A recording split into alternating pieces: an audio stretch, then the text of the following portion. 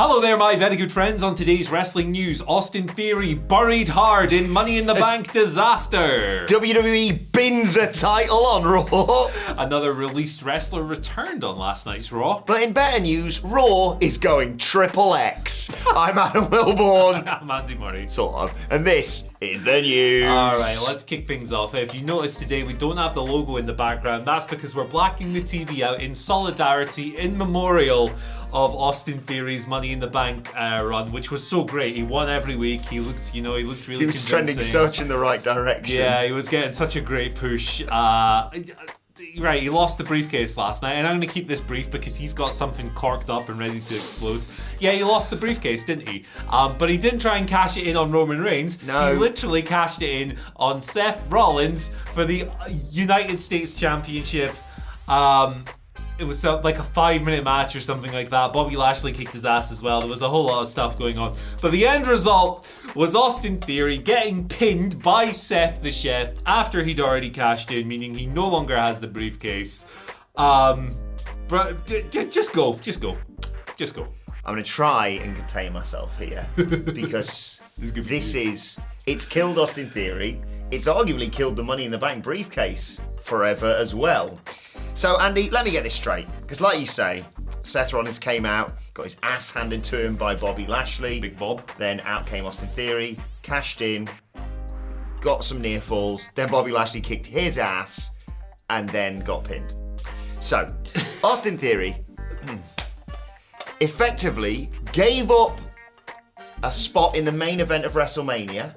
His opponent in this United States Championship match did exactly that with the Money in the Bank briefcase for a shot at a mid-card title he's already held on a random Raw with the deadest crowd I've ever heard, right? I watch Rampage sometimes.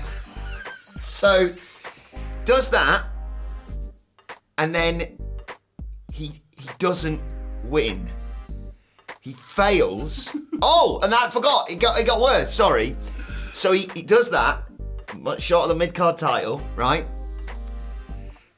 That 10 minutes previously was offered out to anyone in an open challenge. So he could have just walked out and fought for it then. This was the worst Money in the Bank cash-in ever. It's up there. It's really up there. Like, Baron Corbin can put his feet up now. Yeah. Because what were they thinking? Like, we sat around this office yesterday going, they haven't really announced anything for Monday Night Raw. Yeah, I'm sure they'll think of something. Don't think of this! What are you doing, Trips? This was the worst Monday Night Raw of the year. There were some good spots. All right. I'm not going to try and treadle over your toes because there was a return that I was very pleased for her about. Spoiler, it's her, right? And there was some good stuff and some nice wrestling in parts. Beyond that, it was absolute dog. Crikey. Do you know what else that symbolised how bad this Raw was? I'm going to segue seamlessly into my story now, Andy. Today's podcast could be fun. Oh, doggy. Right. So, 24/7 Championship. Remember that, Andy? Yes, vaguely. If you do, that's good because you've got good memory because it's not been on telly for about 3 bloody months. Well, basically since what? When did Triple H take over? July? Yeah. It's barely been on telly, hasn't it? Dana Brooks held it through that entire time, I think. Yeah. Maybe she's won it on She's passed level it back up or whatever. A bunch of times. Yeah, regardless. Dana Brooks held it. And then last night, Nikki Cross, because she's now a bit of a part of Damage Qatar, or they like her and the Survivor Series stuff. Yeah. Yeah? They were like, tell you what, we've got you a shot at that 24/7 championship against Dana Brooke, which she obviously wins in like 2 minutes against Dana Brooke. Sorry, Dana. Sorry, Dana. And then Nikki Cross is walking backstage and they go, right, boom. We've had it with this 24/7 championship. We're going to make a real definitive point here. What we're going to do is you're going to be walking backstage looking all, I don't know, in an orgasmic trance or something, right? And Nikki, you're just going to drop it in the bin. And it's like, boom, we're trashing that 24/7 championship. One problem with that, Andy. She missed the bin. She missed the bin. I'm really sorry, Adam Nicholas. I know you're editing this, and I'll buy you a coffee or something to make up for all this. Yeah, you better. This Raw has ended me. Yeah, man. I did. The symbolism of her missing the bin is quite It funny. is, it was funny. It's really funny. Because I was like watching it half asleep, and I was like, didn't look like she made the bin there. Yeah. Bailey did a brilliant I didn't go in. Yeah. So And that was the first thing I went to rewatch on Raw after I watched it the first time. She missed the bin. So believe it or not, right? Yeah, You're sorry. right, pal. Believe it or not, I actually had quite a good time watching this Raw because I'll bet you did. Because I quite like it when things go a bit wrong, and you because I keep most wrestling I watch for professional purposes, so like Raw and stuff. When it's not going particularly well, because I keep that stuff kind of at arm's length. I don't usually get annoyed by it, and I just go, ha, she missed the bin. They killed Austin Theory. Because it is what it is. I'm not as entertaining as you when it comes to the rants, so I kind of stay in the background with this stuff. But a couple of thoughts. 24/7 title, long overdue. Yeah, it's dead. Keep it in the bin. It's never got back to the prestige it had when it was first won by... Who was that? Who was the inaugural... I can't it's escaping me now. I can't remember either. It's been around for 3 years now, and it's been a comedy prop. It's not... R-Truth has made it quite funny at times. There was a bit there with like Truth and Jinder, I'll give him, was really entertaining. And what's his name? Rockstar Spud, whatever he's called. Drake Maverick. Drake Maverick, yeah. And you could have probably done something fun if you'd given it to Sammy, and Sammy was pretending it was as prestigious as the world title in the Bloodline. That would have been funny, but I think, not worth keeping it around for. It's okay. Sorry, I was just about to say, none of this would have happened on Raw, by the way, if you'd have given Sami Zayn the Money in the Bank briefcase, like I've said every pissing year for about 5 years now. Maybe 2023, yeah. And with regards to Austin Theory, 25 years old. It's not over for him. As a run. For me personally, right, I disagree with a lot of people who see this guy as like this surefire main event prospect. I don't see it yet. He's very, very young, and I'm not writing him off. Maybe he can become that at some point, but he's around the same age as MJF, and I think the difference between those two guys is quite vast at the moment. I'll say this. I saw a glimpse of it last week, and I was like, there it is. That's why I understand why they put the briefcase on him, why they were hyped on him. He had a brilliant match with Seth Rollins. I mean, it is a match with Seth Rollins. It's kind of difficult to have a bad one, to be perfectly honest, unless you've been Fiend, right? But I saw it last week, and then they've just killed him here. But maybe this will be better for him in the long run, because we never said he was going to win the world title, did we? We all said that he's going to fail miserably. And that's a problem. That's a problem. When someone takes the Money in the Bank briefcase and immediately you go, they're not winning the belt. That's an issue. Like Otis. Straight up. Yeah, it's straight up a problem. And maybe this is they've got rid of is the phrase albatross around his neck? Yeah, maybe. I don't know. Good luck, Austin. Yeah, no, good luck to him. Hopefully he turns it around. Like I say, I don't think it's totally over for him. We use words like killed and stuff because we're over the top and silly. But that's how the game works. We're in a content game, baby. Content business, baby. But yeah, it is what it is. Best wishes to him, I guess. Better news, Mia Yim's back. That's good. So the OC... they had a Rhea Ripley problem, of course. Rhea Ripley, don't say the word. She's been coming out. And I'll be good. I'll tell you what. I'll save it on this. Yeah, weird. She's interfering. She's chewing up the scenery. She's being awesome. She's great. We love Rhea Ripley. But the OC, numerical disadvantage against the Judgment Day because it was just Luke Gallows, Carl Anderson, and AJ, and over here you got Dom. Greatest luchador in the history of wrestling, yeah. Carry on. Sub's a more appropriate term for him. Finn Balor, Damian Priest, Rhea Ripley. Who'd they bring in? Mia Yim. Good. Great. She beat the crap out of her, didn't she? Yeah, so she killed Rhea Ripley at ringside. She's in the group now. There was a backstage segment later on where she was like, hey, I'm going to take Rhea Ripley out. Also, boys, the beers are on me tonight. And AJ was like, hey, that's not wise. They can drink. Like, you can imagine Don Gallows puts people under the table. I'll bet. In particular. But yeah, awesome. So she just wrapped her commitments with Impact, where she'd been. She was released by WWE last year, one of the many cuts. I think Mia Yim's really great. I always have. She had a really fun match, in particular with Athena earlier this year that you should all check out if you can. It was over WrestleMania weekend. She's had a fun little Impact run since returning there. Her first WWE run was probably not what she'd hoped. She had a serious injury coming into WWE, right? After the Mae Young Classic. I think it was her ACL. She tore it up. Came into NXT, probably didn't have the caliber of run maybe she wanted there. Came up to the main roster. Some rough old bumps down there, though. She surely did. Ooh. Came up to the main roster, got... placed in Retribution, which obviously worked out well for everyone involved in that stable. Was she Reckoning or something like that? Reckoning. Something like that. Yeah. Got taken off TV after that group split. She pretended you had spiders on her. Yeah. Bad. It's crap what they did to her, yeah. There was a time her mask fell off during a promo. Like, a rough time for Mia Yim, but I think she's very talented. Yes. Seems like a really nice person, so I'm glad she's back. And I hope she now has the chance to have the kind of run she didn't have the first time around. Exactly.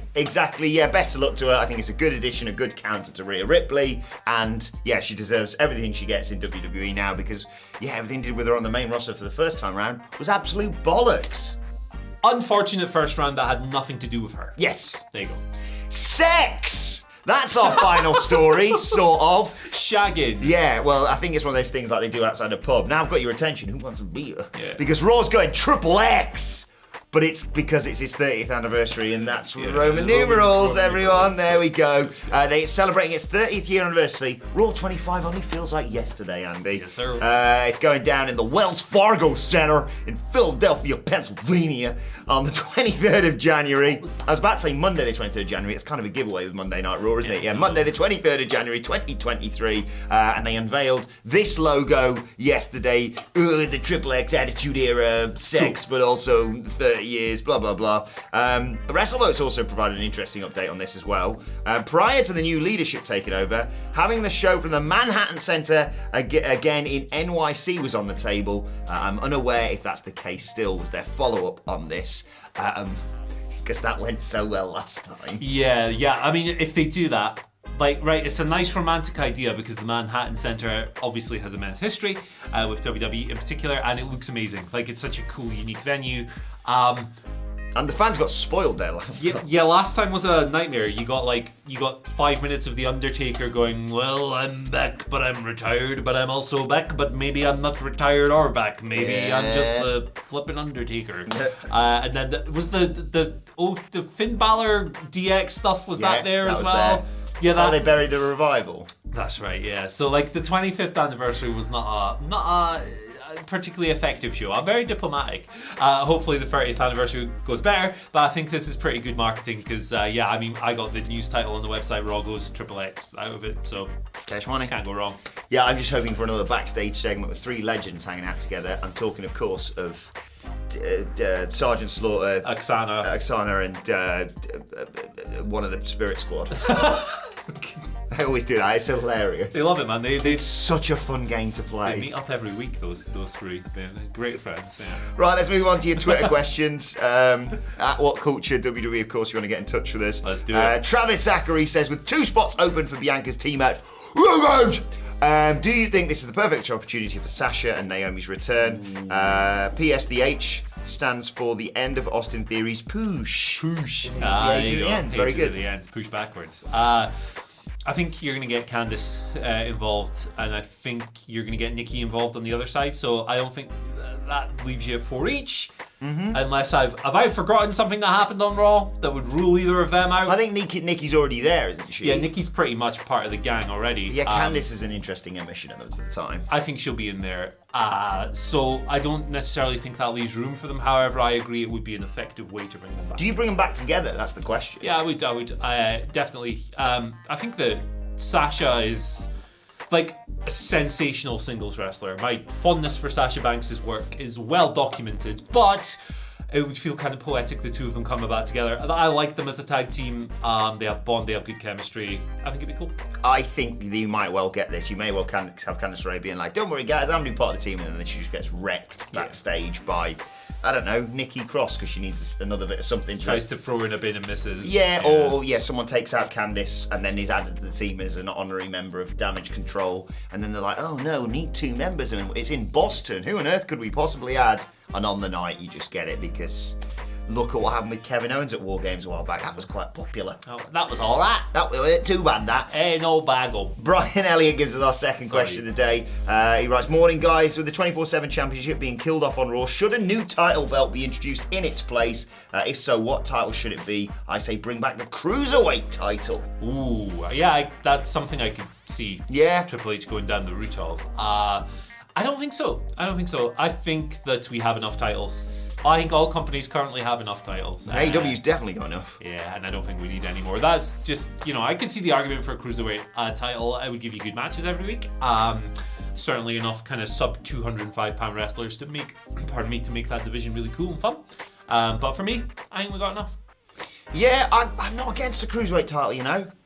Like, Ali presumably could do stuff with that. If potentially... Rey Mysterio. Put it on Dominic Mysterio, one of the best luchadors of all time. Oh, sorry, one of. And, sorry, the greatest luchador of all time. Thank you. And then you've got something that on the first night on the main roster, Nathan Fraser can win. Because I think he's genuinely one of the best young talents in the division. William Doolittle at your service. AKA. Will do. Anyway. Jacob S. gives us our final question of the day, writing, AEW has really toned down the gimmick matches since summer ended. Do you want more gimmick matches on the show, or are you glad it's more straightforward wrestling for the most part? Yeah, I think the best tactic is to use these things sparingly, for sure.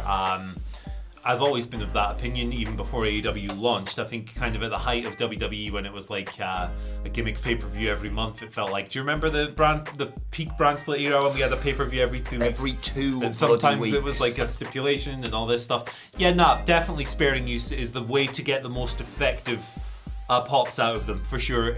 It just makes them more interesting when you don't see them as often. Preserves their appeal, it prevents oversaturation. I like the current approach for sure. And I think that dialing back on them has been a wise choice by AEW, and I'd like to see it continue that way because, like, look, I love Jon Moxley, but that man bleeds in every match. So, sometimes it's best to hold on to stuff and use it every now and then so it feels important. Yeah, I think they got a little bit carried away to a certain extent. I think initially it makes a lot of sense that you do big, bombastic gimmick matches for people like, look at that! Yeah. And then you get their attention. But it got to a certain point where you were like, sorry, why can't we just have a straight-up match? Why have we got to go... Like, some feuds in AEW started with, like, the big death match, and then they were like, okay, let's run it back, but with slightly changed rules. Yeah, Texas death match is probably, or just a variation of a death match is probably the best example of that, right? Because like so many of them just kind of existed, and they were like mildly heated matches, and you're like, save it, man, save it. And I'm glad that we've moved away from that kind of era. Look, I hope they still run the death matches. Don't get me wrong, but like every now and then, when the feud warrants it. Yes, like exactly. we say about Hell in a Cell and stuff like that. Everything in moderation, including moderation. A little bit of everything all at once, in the words of that guy, Bo Burnham. Yes. Is that him? Yeah, I think so. Shouts to him. Is he Uncle Howdy? I'm getting sorry. No, that's Bo Dallas. Right. Let's move on Barry to Windham. today's and finally. Have you seen the newest piece of merch on WWE Shop, Andy Murray? No, but I bet it's great. Yeah, it is. It is really good. And you know, when I said earlier I wasn't going to get weird with this. I lied. I'm your mummy. Oh, mummy's got a T-shirt that says "Mummy Rhea Ripley, my mummy." You're gonna get cancelled so hard. I'm gonna get cancelled because Nicholas, I'm not in all those swears. You can explain that to the bosses No yourself. monetization. Hi, yeah. I've got a gimmick. It's called Broken Willborn. What? Yeah, I'll just be over here doing the podcast. WhatCulture Wrestling, wherever you get your podcast from. He's going to do the slow zoom on your face as you go I have off. no It's gonna doubt. be great. What am I saying he's going to? It's already happened. Yeah, and everyone get a lovely close-up of this fantastic... It's not even there. Nigel Thornberry represent. I've got the mustache from November if you want to go and support it. It's for a fantastic cause that is very close to my heart. On my Twitter, at Adam Wilborn. You can follow Andy Murray on Twitter At Andy H. Murray. The H stands for, hey, good for not Rhea Ripley, good for Mia Yim. Good for Rhea Ripley as well. She's great. So's Mia Yim. So's everyone's great, apart from... Lost in theory right now. It's probably Yeah. Sorry, mate. Follow us all at WhatCulture WWE. Like, share, subscribe to WhatCulture Wrestling wherever you get your podcasts from. Again, apologies to our editor, Adam Nicholas, and for those easily offended. But for now, this has been the news. It's been a fun one, this. It's been something. Thanks, Andy. Thank you for joining us, and we will see you soon.